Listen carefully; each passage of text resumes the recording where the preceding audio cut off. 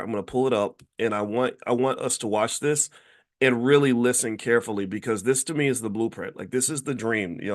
Dr. King had a dream. This is my dream. I don't know about the other dreams, like holding hands with white people and stuff, but this dream here is to me an economic dream. And the thing about this dream is that I believe it's achievable for everybody. I believe that all of us can get there. The thing about wealth is that it's not that hard if you understand it. It's not hard if you know what you're doing, but I get it. It's hard for most of us, because, we've been hit with the brainwashing and all this other stuff.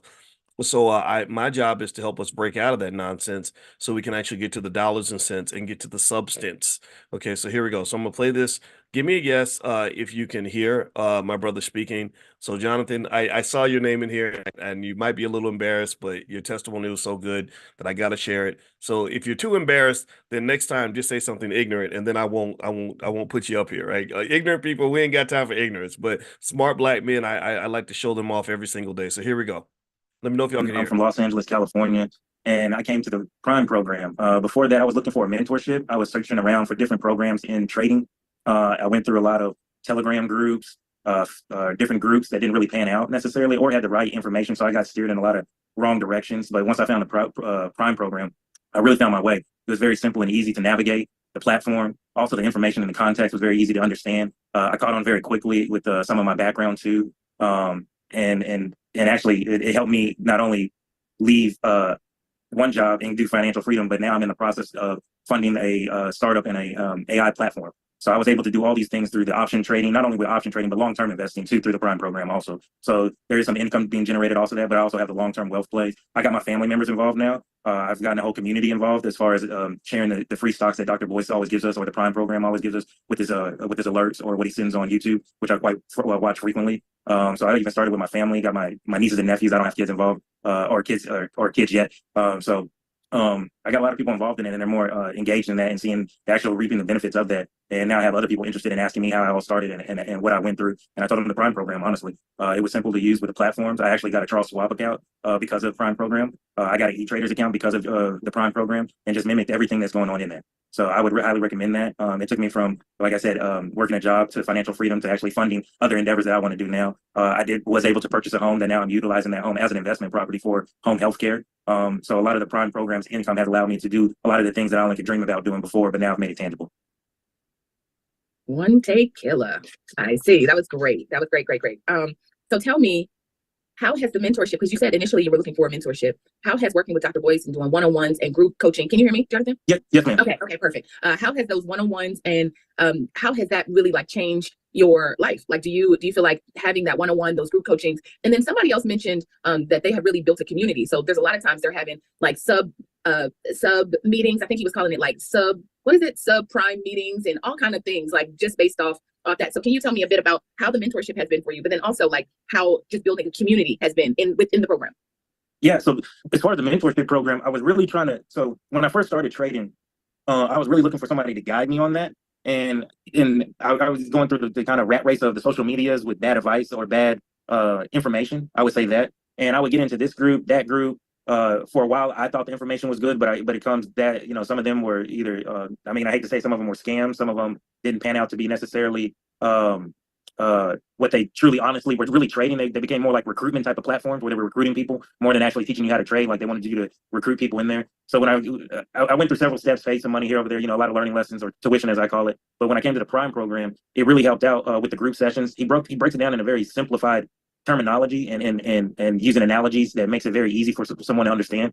And like myself, I'm more of a person that not only, I'll read the material, but it helps out when you have that hands-on training too. And that's what he takes you through really, is that hands-on training part of it, understanding like how to actually do the things on that actual platform, meaning whether it be Robinhood, whether it be Charles or Thinkorswim, which is compatible with E-Traders. I'm actually knowing what buttons to press, where to go, how to look at this information. He takes us really into a deep dive of, where his mindset is and where you're going with it. And then from there, I share this knowledge with the people that I was with. And I do that every day. Typically, I share, hey, we're looking at this stock. We're looking at these stocks. Why are we looking at these stocks? And that energy has gravitated for people to always be more receptive. And it's only grown and grown and grown from a text list to, hey, let's meet up. Hey, let's have a weekly chat. Hey, my family wanted to get involved. We started a family fund. We started a family trust. We've looked at more, connecting with the family now and not having to be so or conflict resolution, what he talks about and things of that nature. So it's helped the family come back together and understanding like we don't have to necessarily fight over money, but we can really build this up together in that aspect, and not only not internal family, but also external family too. Amazing. Amazing. I love this. I love it. I love it. You don't need much coaching, Jonathan. This is good. All right. Okay. So did you go to traditional school? Did you go to university?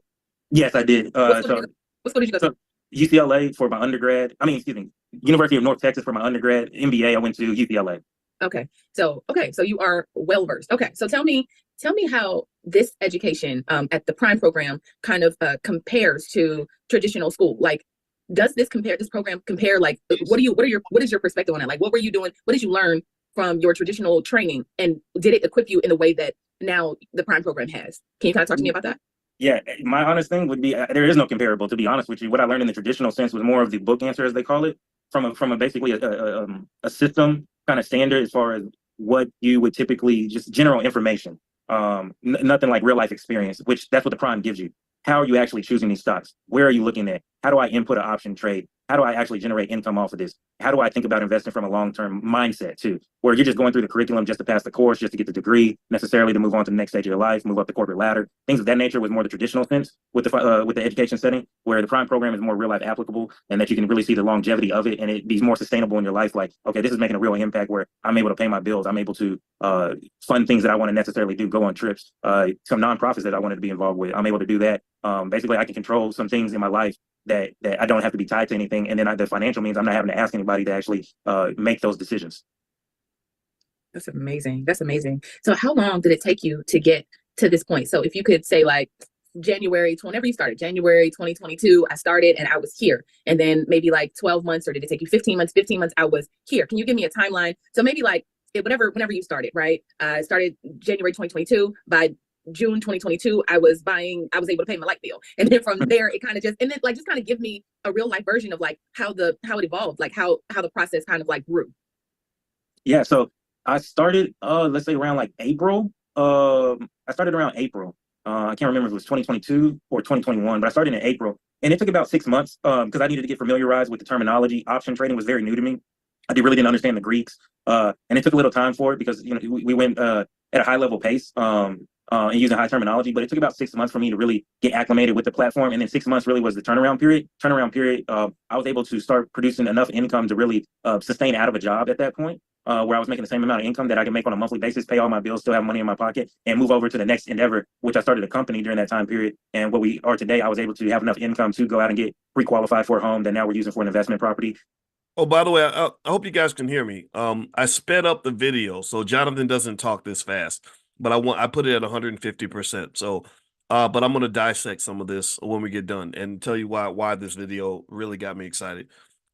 Here we go. For home healthcare. Now I'm in an Amazon AI project with the healthcare platform. I'm able to fund that with this with the option or with the Prime program, mentorship and training. So about 6 months, but then from there it's progressed into a lot of different things. Also looking at other endeavors as we speak right now too. Congratulations. I love it. I love that. I'm so happy to hear that. Okay, so what I'm gonna do is I'm gonna stop sharing right now, and I assume you all were able to hear that. Okay, let me know. Were you guys able to hear that? Did you? First of all, let's congratulate Jonathan, and first congratulate him and thank him for sharing his story. And we actually wanted to document more of your stories because I hear your stories a lot when I'm in the airport and I bump into you, or at the convention, or wherever. I see you guys all the time, but we never documented this.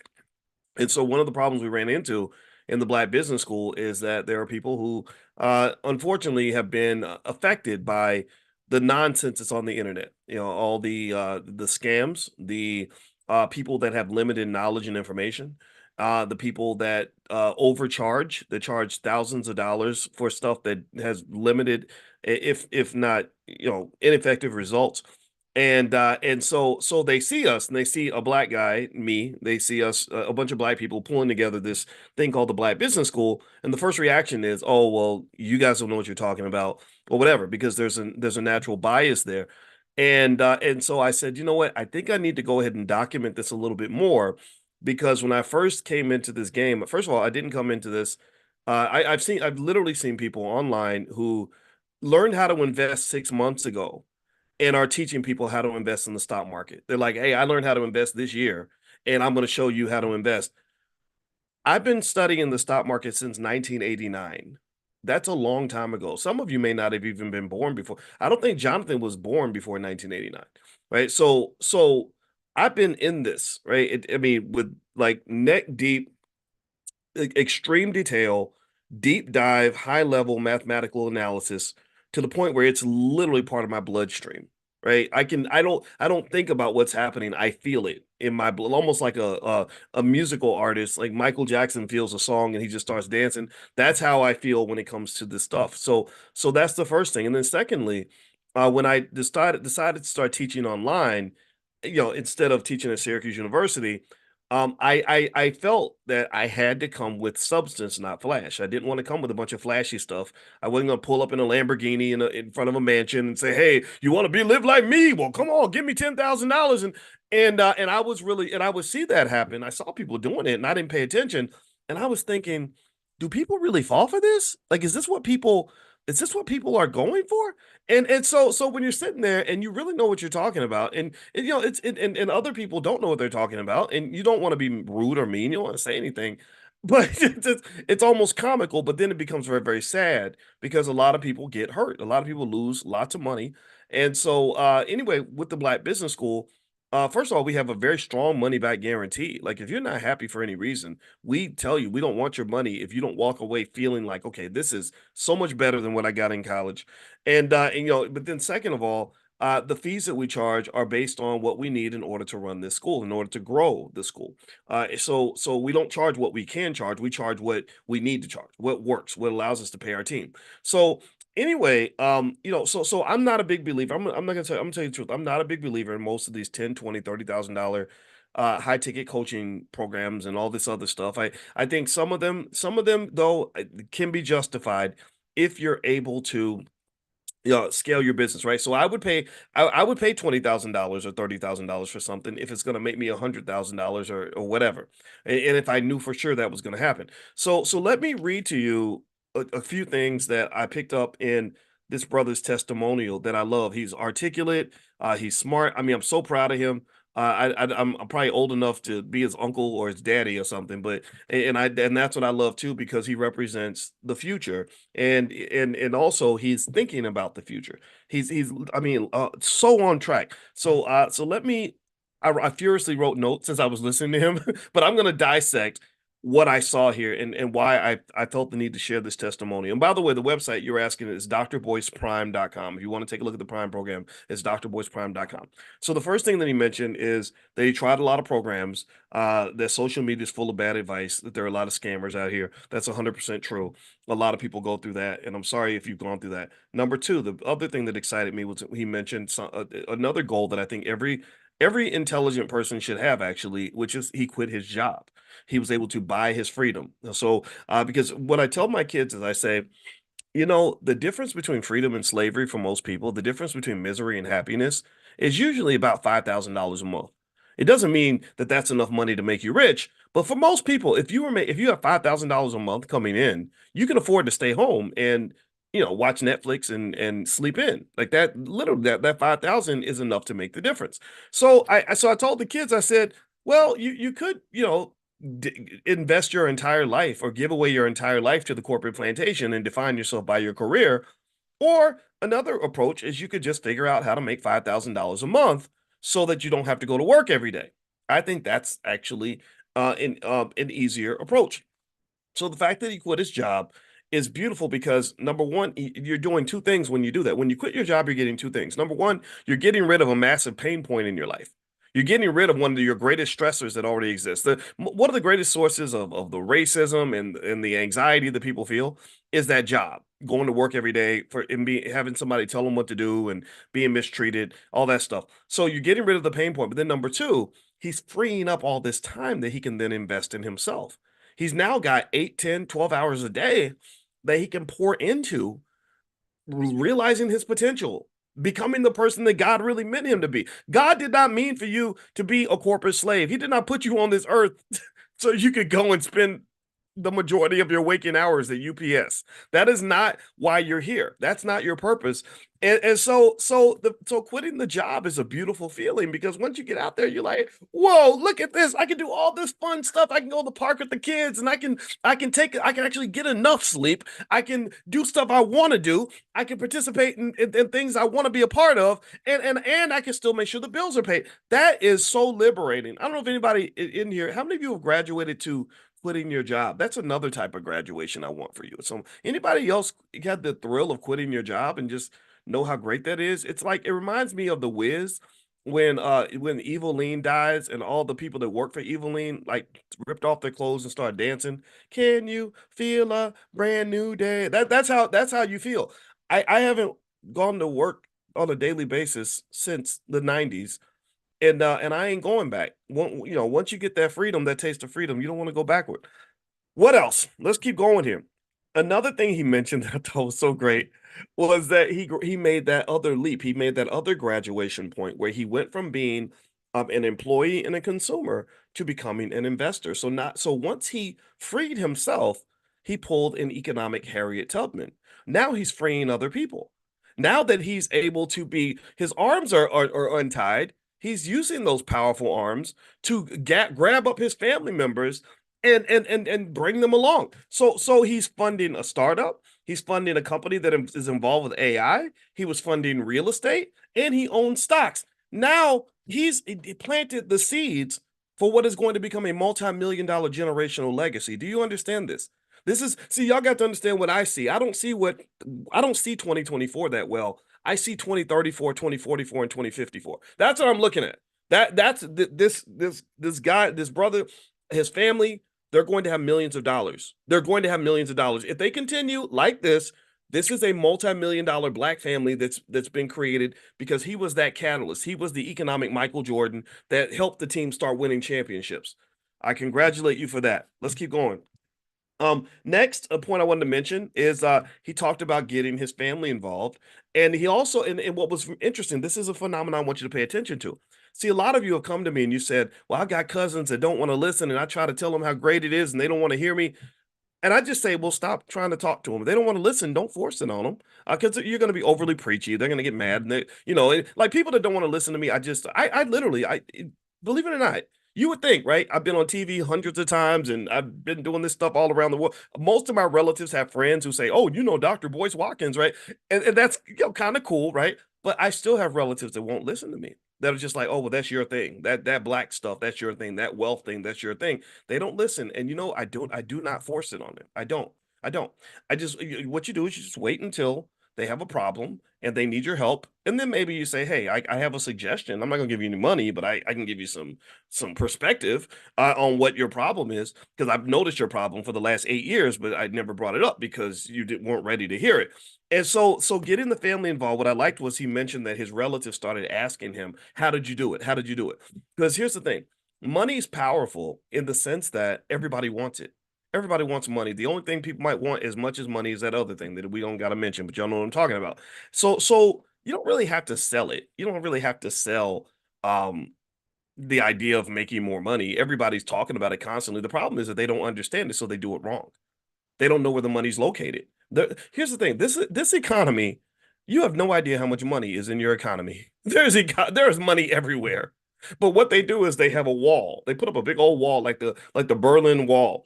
And the money's all the money's on one side of the wall, and the people who are stuck on the other side of the wall are eating beanie weenies and ramen noodles. That's what they do. They keep all the money on that side of the wall by starving out the people on the other side of the wall. And on the other side of the wall are the renters, the consumers, and the employees. They get starved, and I hate to say it, but that's what it is. And on the other side, oh, they're eating good over there. They're eating good. So what I'm saying is, climb the damn wall. Climb the wall. That's what when I visualize, when I use that term graduating to becoming an investor as opposed to a consumer, what I'm really saying is climb the wall. That's what I visualize, a wall. I'm like, jump the wall, jump the wall, jump the wall. Do you know Donald Trump's father, Fred? The only reason Donald Trump has all this money now is because his father, Fred, jumped the wall. His father, Fred, used to be a really good carpenter, and he would fix houses for rich people. And then one day Fred said, wait a minute, why am I fixing houses for rich people when I can own the apartment myself? So he bought his first little unit and he jumped the wall. And then by 1946, when Donald was born, his father was already a millionaire. By 1971, when Donald was 25 years old, his father said, okay, here's a few $1 million, son, go conquer the world. So by the time Donald was 28, he was buying a $400 million hotel. And he wouldn't have been able to do any of that if his father had not jumped the wall. So the reason I'm happy that Jonathan jumped the wall is because his kids and his unborn children and his grandchildren are going to be able to do amazing things with their free time because granddaddy Jonathan made some investments and some preparations for their arrival. That's what you do. So when John, when you mentioned, see, I pay attention to everything. When you mention your kids not being born yet, he's a young, healthy man. He's got money, so I'm sure the lady's going to be all over him. So one day he's probably going to have kids, and the fact that he's already preparing for those children before they get here is absolutely brilliant. It's genius. They're going to thank you for the next 80, 100 years. Let's keep going. There's a few more things. I took so many notes. I got to go through it all. Next, he mentioned something that I really liked. He mentioned his long-term wealth play. That means his economic vision is strong. He understands how wealth grows. The number one ingredient in wealth building is time. We've talked about that. He talked about his nieces and nephews, which I love, and his future kids. I already talked about that.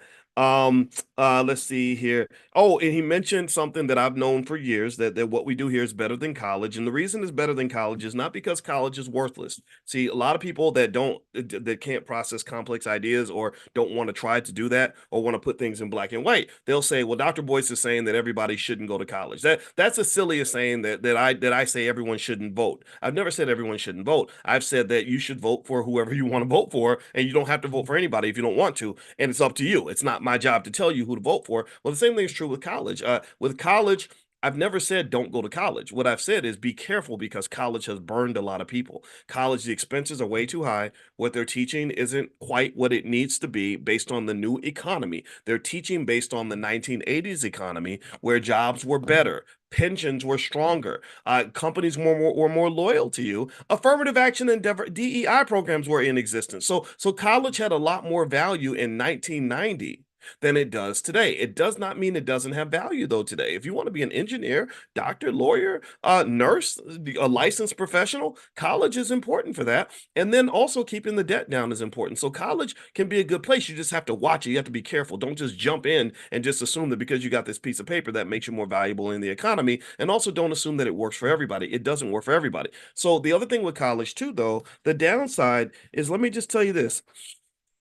I was a finance professor at Syracuse, and I knew a lot of business school professors.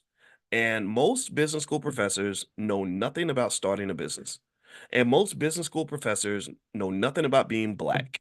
They have no ability, no understanding that the black economy ain't the same as the white economy.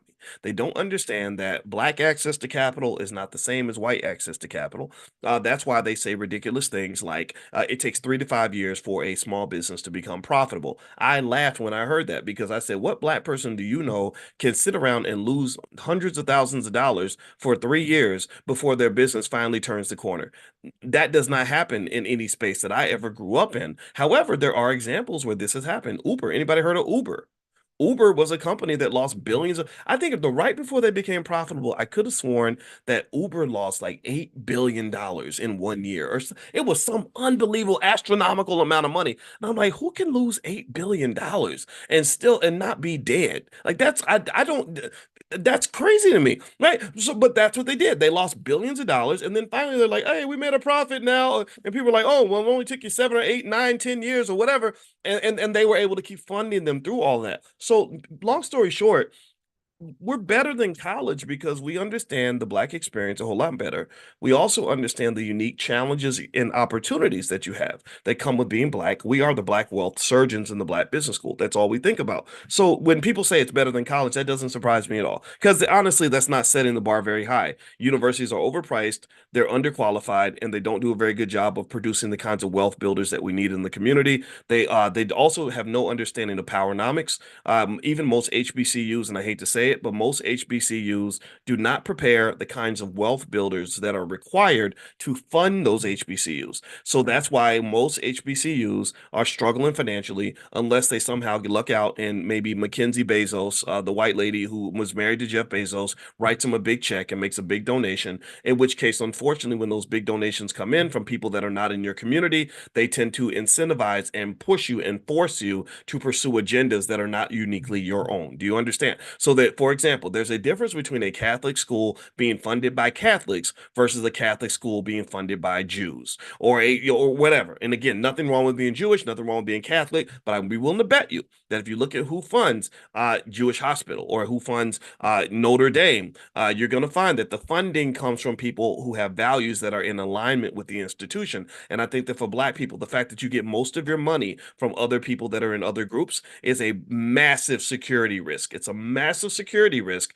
because then what happens is they come in and they say, well, either do what we say or we're going to take our money back. That's the power of money. And that's how we don't harness that appropriately. So a good way, if someone had enough long-term vision, again, I'd love to be president of one of these HBCUs for a while, but I really, honestly, I'm lying when I say that because I actually like being president of the Black Business School. I really don't want to get into the bureaucracy of it all.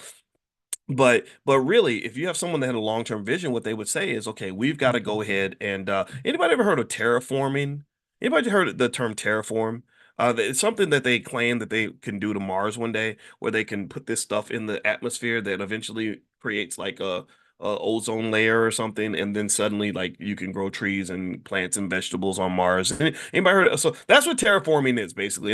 And there are people who think that we can terraform the desert. Like a lot of the desert land in the United States is not used because nothing grows there. So there are people who say, well, no, we could terraform all of these desert lands in order to grow vegetation there, right? Do you see what I mean? But terraforming is a long-term project. You have to plant stuff and you have to do this stuff for like 50, 100 years or something. And then eventually over time, they claim it could work. I don't know. I don't know the science. So if I'm wrong on the science, forgive me. But I think about terraforming. So, but it's a long-term endeavor that will change the environment that will allow you to achieve another goal. But you have to have a long-term vision and a long-term commitment to want to do something like terraforming. Well, I think that Black people need to terraform our economics.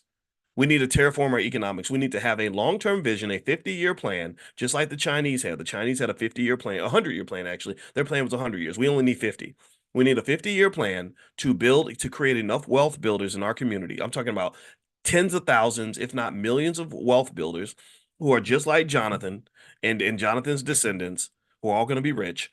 And then in 40, 50 years, you're going to have enough wealth to really do the things you want to do. You'll be able to fund your HBCUs at a very high level without having to constantly beg and borrow and scrap and humiliate yourself. It's very humiliating to have to go and beg people for stuff that you need. It's humiliating, especially when you have to beg people that already don't like you very much. Did y'all read? Were y'all there last night when we were doing Powernomics training?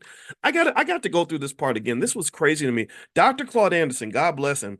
He was in his book, The Black History Reader. We do Powernomics training every Wednesday night at 8:30. If you want to join us, just text the word greatness to 87948. I'll send you an invitation. He literally made a list of all the different reasons Black people were lynched back in the day. And it was the craziest thing I'd ever seen in my life. I got to read this to you. And think about this. These are the people that you're depending on to pay your bills. This is hilarious. Hilarious but sad. I want to laugh and cry at the same time. Let me see if I can find it. Oh, here we go. All right, I got to clear my throat because this is a long list. Okay, you ready? Okay, somebody says we should have Powernomics class at least twice a week. I might do that. I don't know. Maybe we can do that. Maybe we need to go harder, right? I don't know. Anyway, okay. So between the 10-year period, in the 10-year period between 1882 and 1892, there's a snapshot of how often lynchings occurred. Whites lynched over 2,000 Black men during that time period. Now, here's a list of reasons Black people, particularly Black men, were lynched. All right, so the list of justifications for lynchings included the following. This is a partial list: robbery, slander, uppityness, being uppity, wife beating, cutting levies, kidnapping, voodooism, poisoning horses, writing an insulting letter, incendiary language, political activism, gambling, quarreling, like arguing, poisoning wells, swindling, jilting a girlfriend, organizing Negroes, throwing rocks, being unpopular, making threats, circulating scandal, gossiping, being troublesome, having a bad reputation, drunkenness, rioting, fraud, enticing a servant away, writing a letter to a white woman, asking a white woman for her hand in marriage, conspiracy, introducing smallpox, giving information, conjuring, concealing a criminal, slapping a child, touching a white woman, talking back to or sassing a white person, passing counterfeit money, owning a barking dog, failing to get off the sidewalk so whites could pass by, playing games with a white person, paying attention. These are things that can get you lynched. Paying attention to a white woman, disobeying ferry regulations, running quarantine, being in the wrong place at the wrong time, being unwilling to work, reading a black newspaper, and accepting a job simply doing as well or better economically than whites. These are the reasons that our people got lynched. Now, here's what I want. The reason I read this list is because I want to make a simple point. How much sense does it make that that your whole economic destiny is dependent on people that literally lynched you just for breathing that day? And think about how much mental illness is going to emerge from having to sort of figure out how to not break one of these rules, and how much fear would go through the bones of any black mother who's sending her son out into the world knowing that there's this long list of things that her son could do on any given day because he's human and he's normal that could get him killed that day. This this to me speaks to first of all the mental health problems of the people that literally thought all this made sense, but it also speaks to the mental health problems of the people that had to figure out how to duck and dodge all this. This is very scary, and I think what it does for me, learning these hidden history lessons, is it helps me understand America, and it changes my expectation for what I think America is really going to do for me as a black man. I don't sit around believing that if I just make a good argument and I do something and I'm a fair person that they're going to treat me well. I'm too, I'm just not optimistic enough to believe in that. Think about this. You're talking about a country that they did not pass anti-lynching laws until 2005, and even then it wasn't unanimous. Even then they didn't even want to issue an apology for lynching. A lot of politicians said no, we're not going to address that. Right, in 2005. So ultimately, if a country can't pass anti-lynching laws until 2005, then what makes you think they're going to really give you the economic strength that you need to truly be liberated? Or they're going to properly fund your institutions? Why would you depend on these individuals or those who created these institutions to educate your kids, to fund your universities, to fund your life, to provide the jobs that you need in order to get by every day? That's not appropriate. That does not make sense. So anyway, thank you, Jonathan, by the way, for allowing me to use your story as an example. Some of you also shared your stories, and maybe at some point I'll bring that in. But I wanted to bring this one up just because I was proud. And to me, if you want to know what I just dream about every day, like my blueprint, my template, what I know for a fact is a wonderful recipe for Black Power. Just go look at that Jonathan video again. This man hit about 15 points where I'm like, okay, if we build kids that can do these things, oh, we're gonna destroy his family's gonna have more money than most white people. Do you understand this? I know some of y'all think that's impossible, but literally Jonathan's family and descendants will have more money than 80-90% of all white people. So the door's wide open. We just have to run through it. Okay. All right. So anyway, if you want to take a look at the program, it's drboyceprime.com. So feel free to go take a look at that.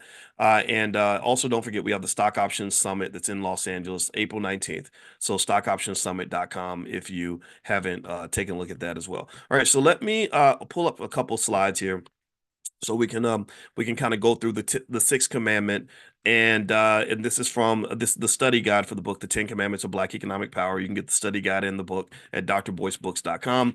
And commandment number 6, rule number 6 that you follow if you want to build wealth in your family, Jonathan followed this rule, is you keep it in the family whenever possible. Whenever you have a big score, you bring it back to the family, you bring it back to the people that have your back. And so what I really like about what Jonathan was saying is that he wasn't thinking about his success as just his success. Right. I don't know if any of you grew up like this, but I remember growing up hearing people say things that didn't make sense to me. Like they would say that by simply being a successful Black person and having a good job, that I was benefiting the Black community. And I remember saying, like, well, how am I doing that if I'm not doing anything for anybody but myself? If it's all about me and my job and my corner office and my house and my car. And then I think the argument was that, kids would see your success and they would want to emulate that. And I agree with that. I don't have a problem with that completely. But I think a better level of Black success is when I can liberate myself, take the shackles off, from the job, and spend my time institution building. Right? If I institution build, then I can create jobs. I can create opportunities for many, many people, and within those jobs, people can learn. Everyone who works for me learns because I teach and I employ. Right? So that allows my abilities to really scale at an appropriate level. And even when we're sitting here and we're talking every single morning, think about this. I wouldn't be able to do this if I had a job. But I can do this because I'm liberated from the job and I come in and I am able to do what needs to be done in order to make sure that we scale what we're trying to accomplish. So remember that wealth grows the same way flowers grow. We talked about that last time, so I won't belabor that point. Flowers that get watered end up growing. So Black businesses, when they don't get watered, then they die. And a lot of the businesses don't get watered because we spend all of our time at work. We spend most of our time, most of our energy making money for white people. Let's do the math real quick. Okay, so assume you spend 40 hours a week at work. Let's assume you spend 40 hours a week at work. Okay. And really you're spending 50 hours a week getting ready for work, coming home from work and all that. So if you do that over a 50-hour week, that's 2,000 hours a year. So over a decade, that's 20,000 hours. And then if you work for 50 years, which most of us do, because now in retirement, most people can't retire. A third of all people between 65 and 69 are still working every day. So over time, you're going to give 100,000 hours away to the corporate plantation. So let's calculate what that's worth mathematically. Let's do the math. So if every hour of your time is worth $80 an hour to your employer, that means if you're getting paid 40, chances are they're making 80. They're making double what they're paying you. Then that is an $8 million contribution that you're making to other people's wealth. So every single Black person that works, that's hardworking, that gets up and goes to work every day, is making a multi-million-dollar contribution to the fund of powerful, wealthy white people. That's what we're doing.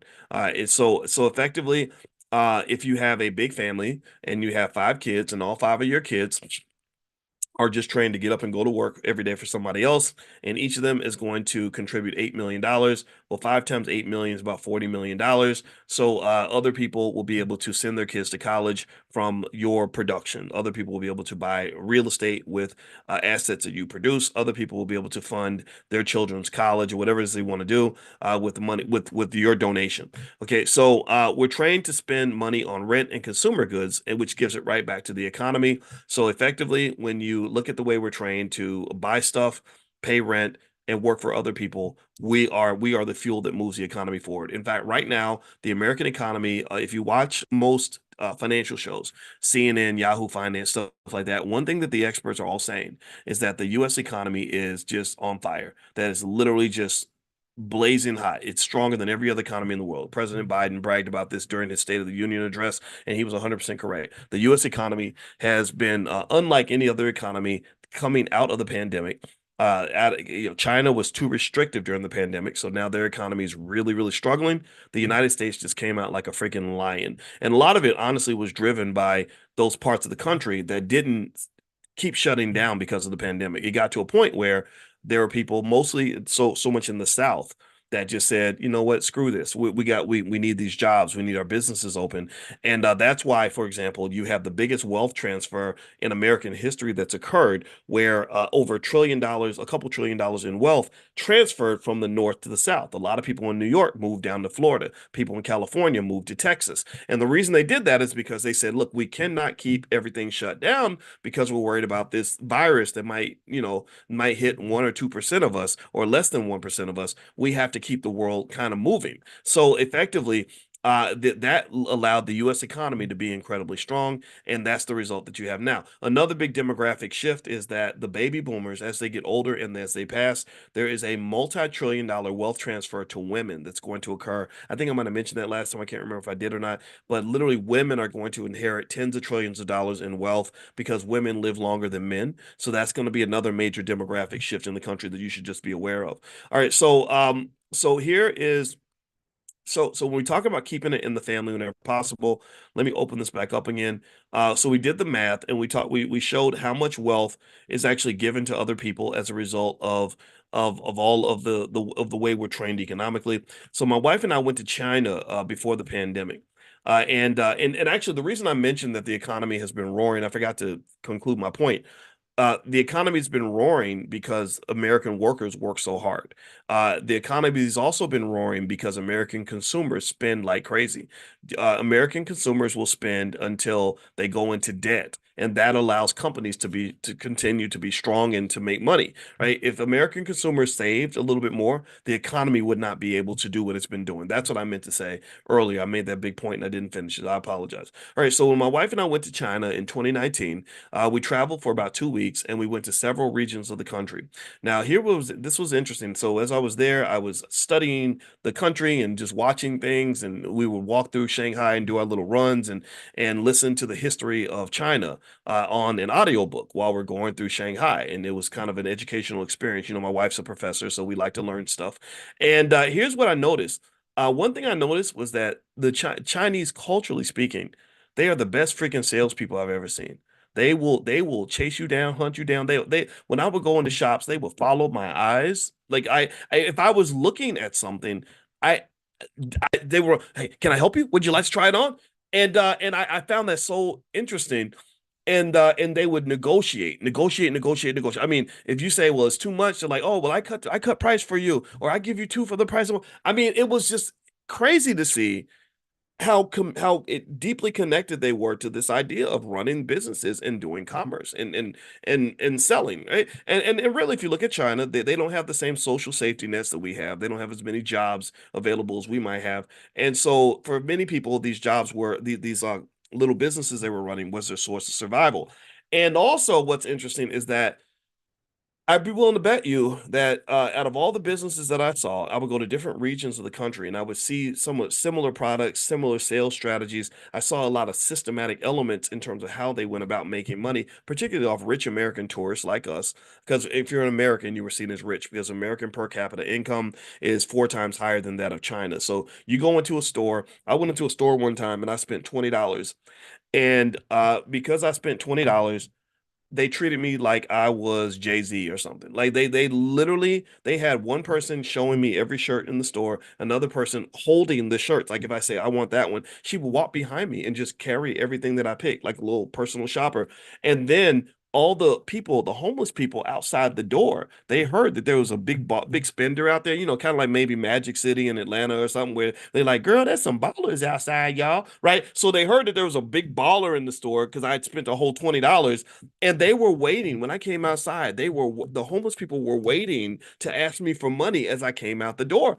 I was like, this is crazy. I've never seen this before. So they just have this interesting high level economic instinct and they incorporate the economics into the social construct of their society, right? It's deeply embedded in what it means to be part of a group and part of a family. Let me explain this. I had a conflict with the people that took us on this tour, and let me explain the conflict, and then I'll explain the economics behind it. I got really angry because eventually I told my wife, I said, okay, I see the hustle right now. They're taking us to all these places that are not even interesting to go to. Like they'd be like, we're going to take you to a factory where they make fake terracotta warriors. Now, the terracotta warriors are very famous. If you haven't heard of it, it's like 3,000 years old or something, where they built these like life-size statues of these warriors because the emperor, I guess, was a narcissist and wanted to take all this to heaven with him. So they had entire horse carriages made out of stone and all that. Like he took every single person that worked with him and they had a life-size statue made of these people. So they dug down and they found like these thousands of like these perfectly designed warriors, soldier statues like below ground. They were made thousands of years ago. That's pretty cool. So the real terracotta warriors is like pretty amazing. I've never seen anything like it. But they wanted to take us to the factory where they make the fake ones. And I'm like, why would I want to go see the fake ones? I want to see the real ones, but I don't want to see the fake. Why? Well, the reason they were taking us to this place was because they wanted to sell us something. And then they would take us to another place. They'd be like, "Oh, this place makes jewelry." I'm like, "I don't want to go to a jewelry store." But yeah, well, we got to stop here on the tour. Why? I want to see the Great Wall. I want to see, and we saw the landmarks, but in between the landmarks, they were deliberately shoving all these sales stops. Right? That's what they were. Because I go in there from the minute I walk through that door, somebody's trying to sell me something every single step of the way, and it was very frustrating.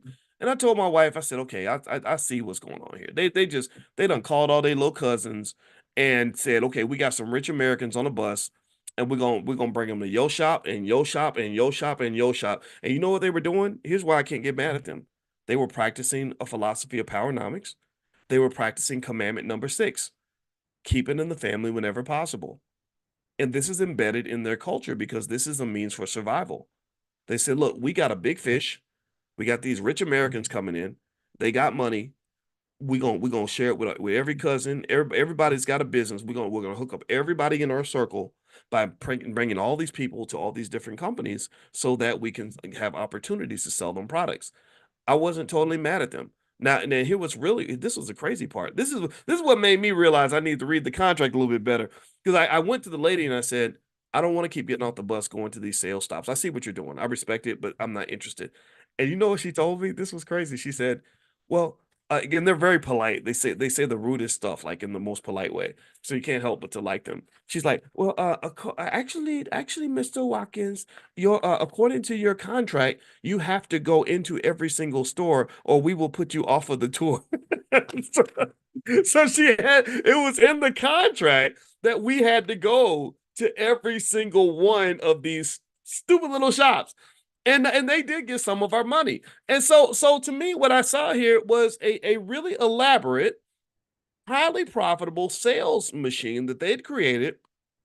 And I bet you that less than 2% of them went to business school. See, people think that you got to go to college and get degrees to learn how to make money and practice economics at a high level. That is not true. The world is a wonderful university. The University of Life is far better than the University of Pennsylvania. So culture is what drove this. This is my point. And I talk about this extensively in the book, The 10 Commandments of Black Economic Power.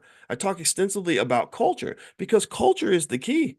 If you want to build your economics, build the right culture. Don't worry about getting the degrees and the education. All that's important, but the education and the degrees should be a product of the culture. It's because of the culture that I want a certain kind of education. It's because of the culture that I'm going to get a degree in this or a certification in that. But if the degrees and the certification are not in alignment with the culture always wins.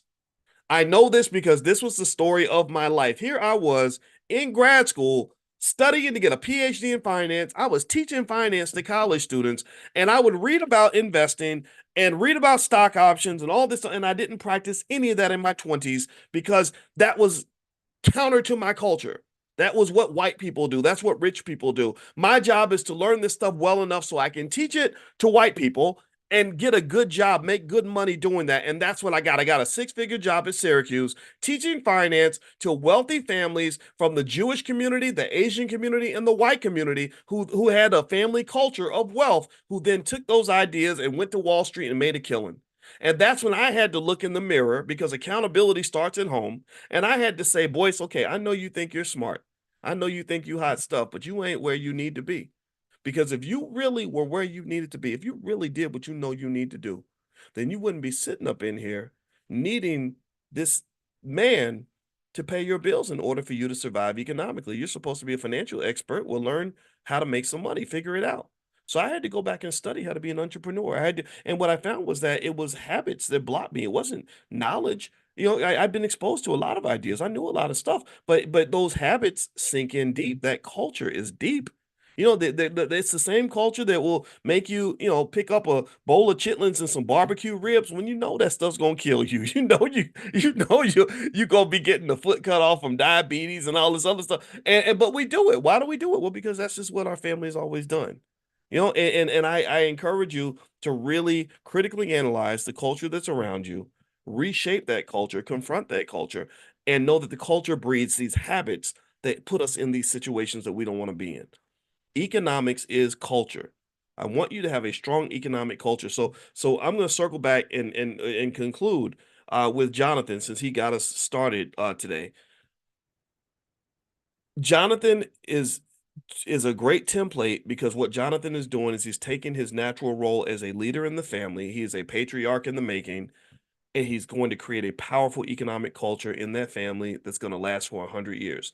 There are going to be children in his family that are born in the year 2080 who are going to benefit dramatically because great Uncle John set the template and laid out the blueprint. So when they walk through through the mansion and they see his picture up on the wall in the year 2100, they're going to say this is where it started. This is our Black Rockefeller right here. This is the guy that got us on the right path. This is the one that helped us jump the fence and get over the wall, and we thank him for that. So I want all of y'all to really pay attention to this and go do it. Go get it done. Confront the freaking culture. That's your culprit. That's what we have to fight against. All right. So anyway, I'm done. Thank you all for hanging out with me today. I hope this was beneficial. And I guess that's it. So if you want to get a copy of the study guide, books, flashcards, anything that we have, just go to drboycebooks.com. Again, if you want to take a look at the Prime program, drboyceprime.com, and also the Stock Options Summit. You guys know about that, April, Los Angeles, stockoptionssummit.com. So I'll see you all tomorrow morning. And if you haven't done this yet, text the word morning to 87948. I'll send you a link to join us in the private Zoom. So just text morning to 87948. God bless you, everybody. I'll see you guys later. Take care now. Bye-bye.